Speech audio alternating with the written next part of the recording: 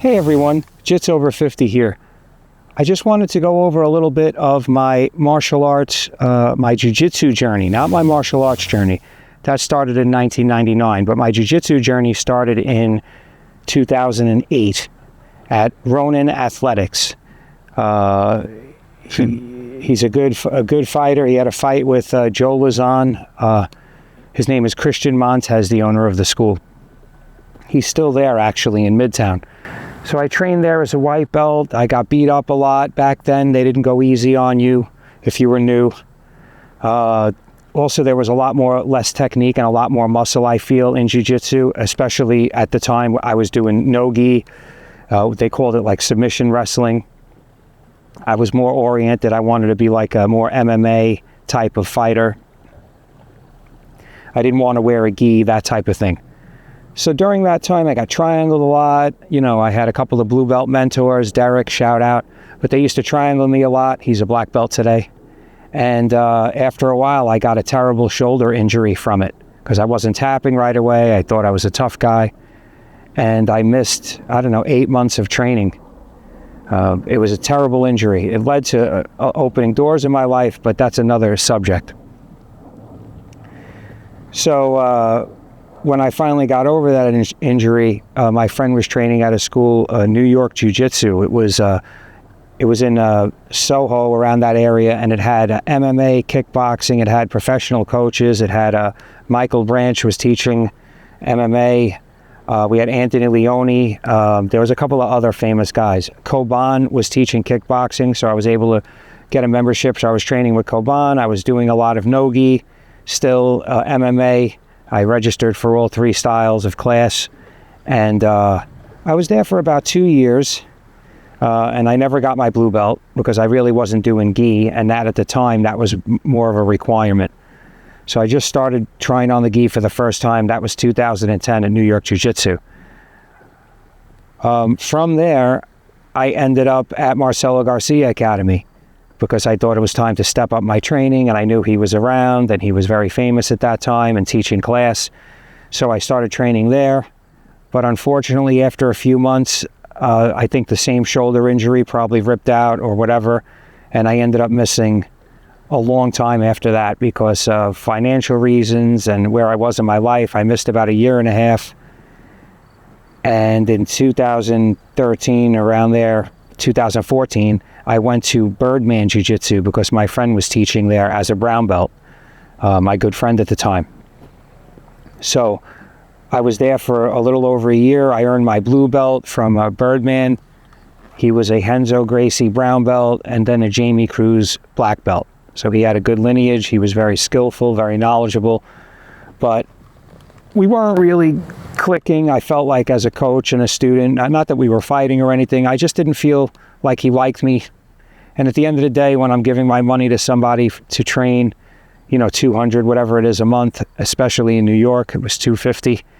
I want to know that they like me. So what ended up happening was another school opened up right near my house, and the owner was outside, and we hit it off immediately. So I ended up switching. That school was Elements, and that owner was Kai. So I went to Elements as a blue belt, and I really developed there as a blue belt over the next 1.5 years. And again, I felt ready to go back to Marcelo's. I always wanted to go back.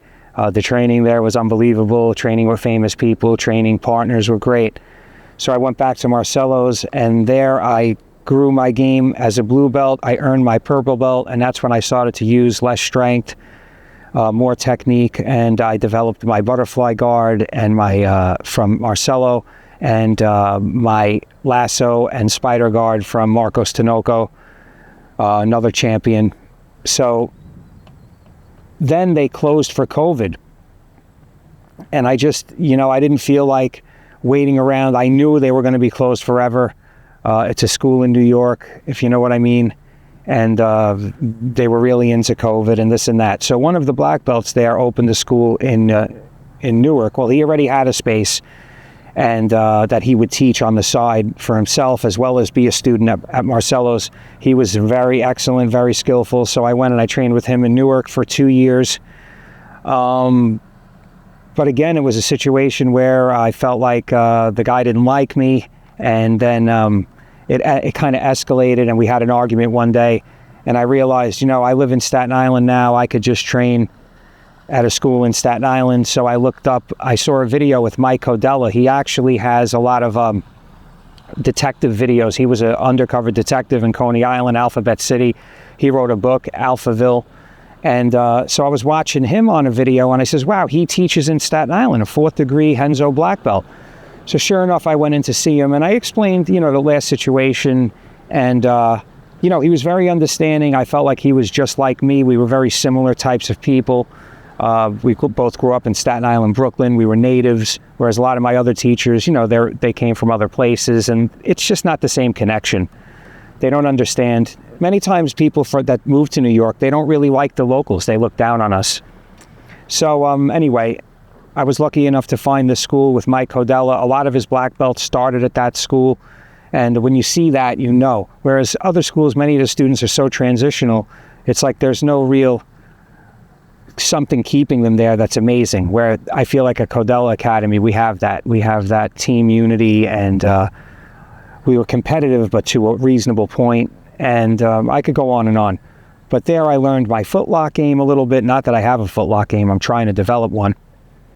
But I'm learning that, and I grew, and I was able to see my different styles that I didn't realize I had, because at Marcelo's, everybody knows how to counter the butterfly, counter the spider guard. Whereas at this school, I think I took a lot of people more by surprise. They hadn't really focused on those aspects, X guard, things like that. And it made me realize that I was better than I thought, because I was down on myself at one point. I was a purple belt for 6 or 7 years. I felt like I was on a plateau. But here they helped me move forward, and I have great training partners, and I'm just very blessed to be at this academy.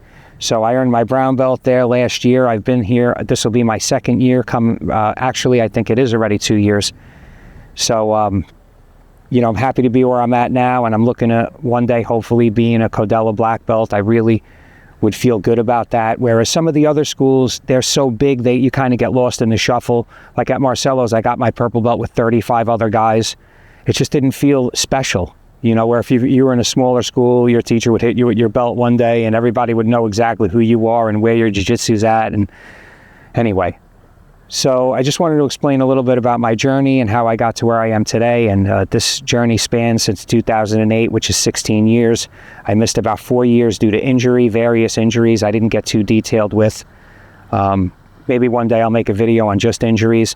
But this is a new format that I'm trying, and I'm also going to be answering questions from here. So let's start it now. If you have any questions for me, please leave them in the comments, and I'll definitely address them in future videos like this. I'm on a beach in Staten Island enjoying one of the last beach days, and you know, I want to just capture the area a little bit and show you my lifestyle.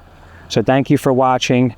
Please like, share, and if you haven't already, subscribe. Thank you.